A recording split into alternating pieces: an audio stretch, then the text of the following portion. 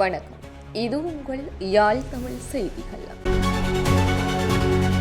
குரங்கை வேட்டையாடி உரித்து இறைச்சியாக்கிய 3 பேர் கைது.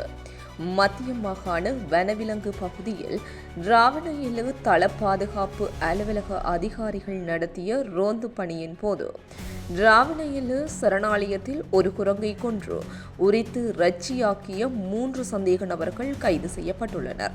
சந்தேக நபர்களும் வழக்கு பொருட்களும் இன்று பண்டாரவளி நீதவான் நீதிமன்றத்தில் ஆயர்படுத்தப்பட்டதன் பின்னர் 3 சந்தேக நபர்களுக்கும் ரூபாய் 1,45,000 ரூபாய் அபராதம் விதிக்கப்பட்டதுடன் எதிர்காலத்தில் மீண்டும் இதுபோன்ற குற்றத்தில் ஈடுபட்டால் கடுமையான தண்டனை விதிக்கப்படும் எனவும் எச்சரித்துள்ளார்.